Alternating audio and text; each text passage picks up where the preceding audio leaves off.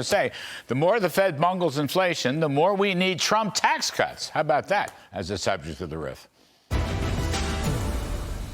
You know what's bothering the stock market? The Federal Reserve has no monetary compass, and there is still confusion about whether the Trump tax cuts will be delayed or not.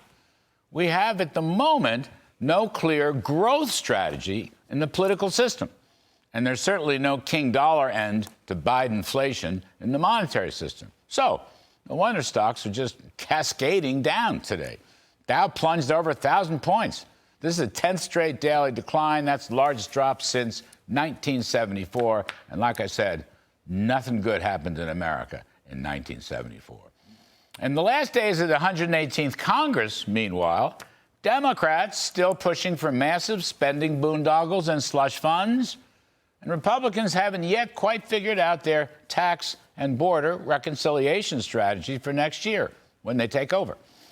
The Fed has once again misread the economy, as inflation in recent months has gone up, not down, and consumer spending has been stronger than they thought, most of the stimulus coming from Biden's $2 trillion per year deficit finance, and the Fed keeps monetizing it.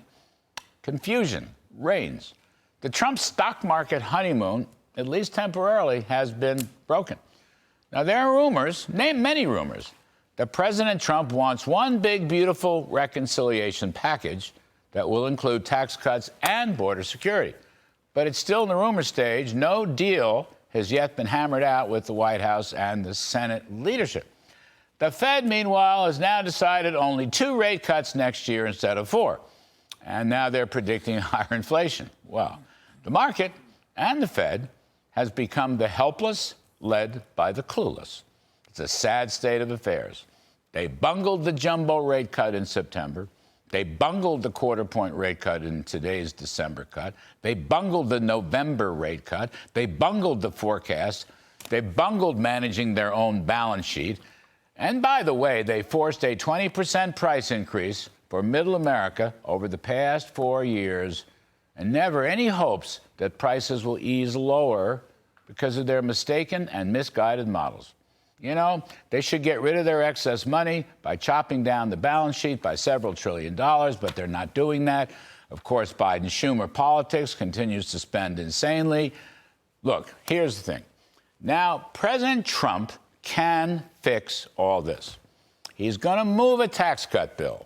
The question is when. The Doge brothers, a.k.a. Elon Musk and Vivek Ramaswamy, are going to dismantle the regulatory state and chop down government spending. Again, the question is when. Closing the border and deporting illegals to end the crime spree, that's coming to an end too. It's just still a question of when. But now we have to consider how to get next year's economy into a blue-collar boom. Next year, 2025. I'm not worried about 26. I'm not worried about 27. I'm worried about next year, 25, which starts up in a couple of days. And the problem is solvable.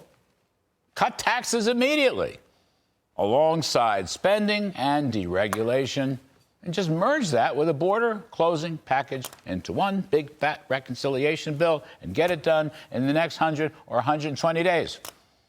That will fatten middle-class wallets, rejuvenate business investment, and deliver the blue-collar boom that Mr. Trump promised to his working-class coalition. And that is my humble riff. All right,